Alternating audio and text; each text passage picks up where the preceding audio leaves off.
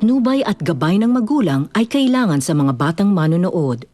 Simula na ng mahiwagang adventures ni Alice Buhisnis and her Wonder Walis. Kapartner ang Maggie Magic Sarap at Bear Brand Busog-Lusog Family Cereal Drink.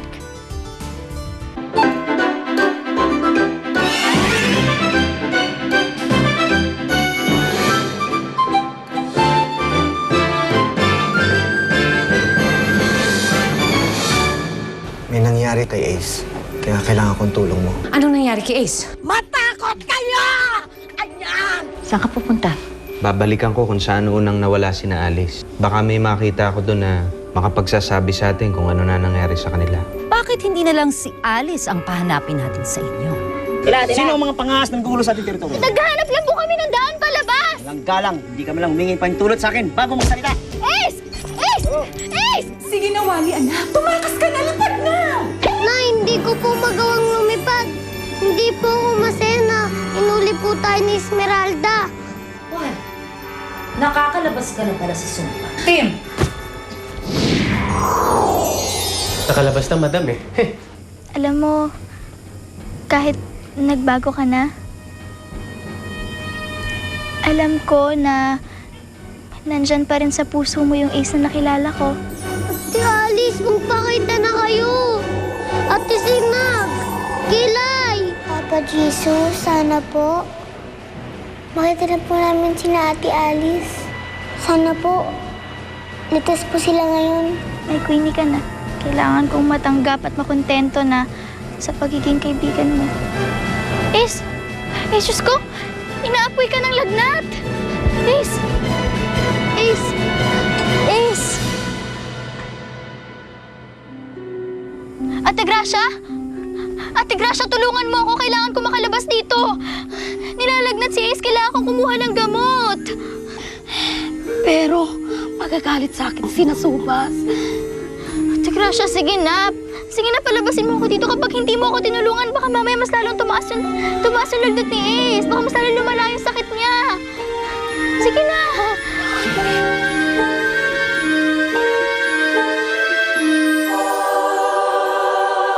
Ano ibig? Sabi mo, nandito yung mga kasama mo. Where are they? Hindi ko nga alam eh. Baka naman nahuli na ni Esmeralda si Hilario. What? Eh, paano kung pati si Ace at saka si Spade nakuha na ng bruhang yon? What if at this moment in time, pinahihirapan na siya ng bruhang yon? Ikaw naman kasi, ikaw ang may kasalanan nito. Sa dinami-dami ng pwede mong ampunin sa buong mundo, napili mo pa yung Aris na magkukulam na yan para ampunin! Huwag ka naman magsalita ng ganyan tungkol kay Alice. Napakabait ng batang yun. Oo nga, sa sobrang bait niya, napasama sa gulo ang mga anak ko.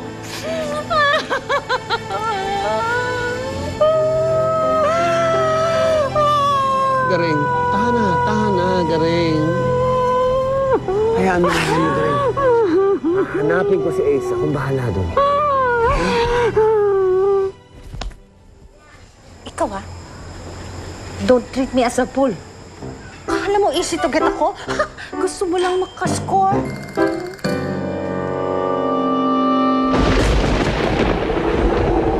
Ate Alice! Kahit ano mang mangyari, hindi ako susuko!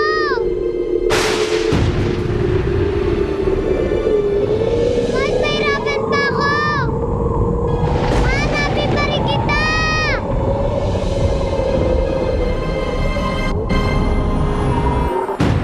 Nag-aalala ako sa mga anak natin, Anding. Sana ligtas sila. Hindi na pinapanalangin ko pa, Hindi natin alam kung ano ang kaya at pwede pang gawin ni Esmeralda para pahirapan ang buhay natin. Sana nga'y maligtas ang mga anak natin.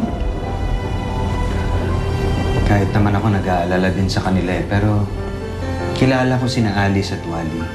Kaya nilang lusutan ng anumang pagsubok. Mahanap din ni Wally si Alice at babalikan nila tayo.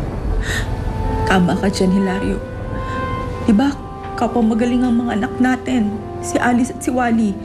Kaya sigurado ko, babalik sila dito para iligtas tayo kay Esmeralda.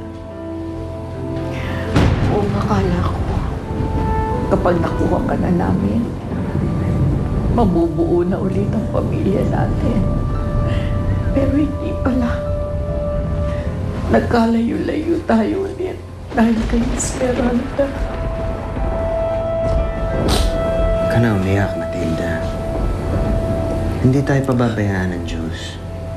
Mabubuo rin ang pamilya natin.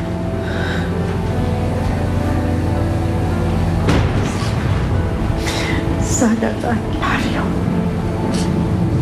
Sana nga. Gracia, hindi ka dapat nagpapauto. Baka umarte lang mga yan para makatakas. Hindi po. Hindi po talaga kami tatakas. O narinig mo naman, Palong, hindi naman pala siya tatakas.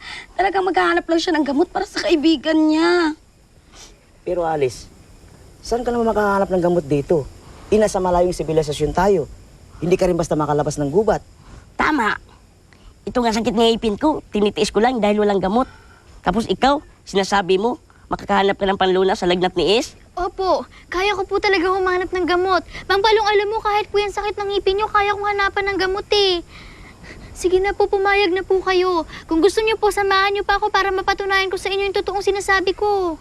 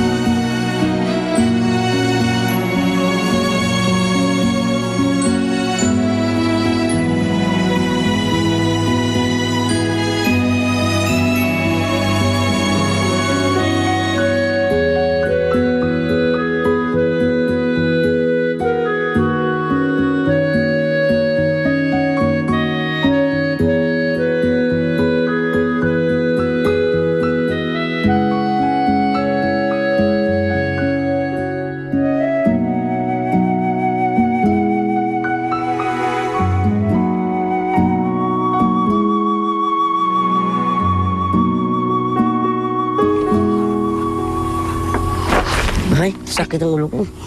Pasensya na. Tingnan niyo si Alice, malungkot na naman. Puntahan natin. Kaya.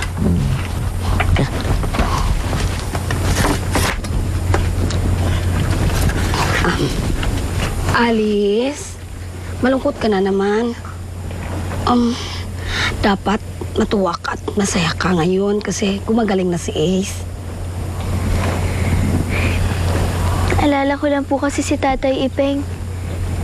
Hindi pa rin po kasi matanggap ni Ace na si Tatay Ipeng yung tunay niyang amay. Kaya pala suplado yung kaibigan mo eh. Dahil may dala siyang sama ng loob.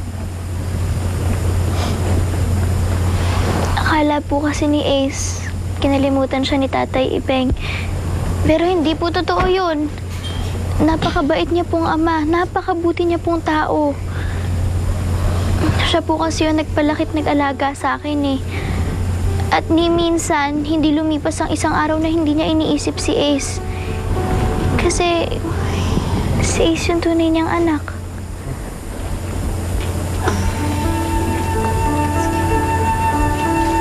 Ace, alam mo, walang ibang panalangin si Tatay Ipeng kundi yung makita at makasama ka.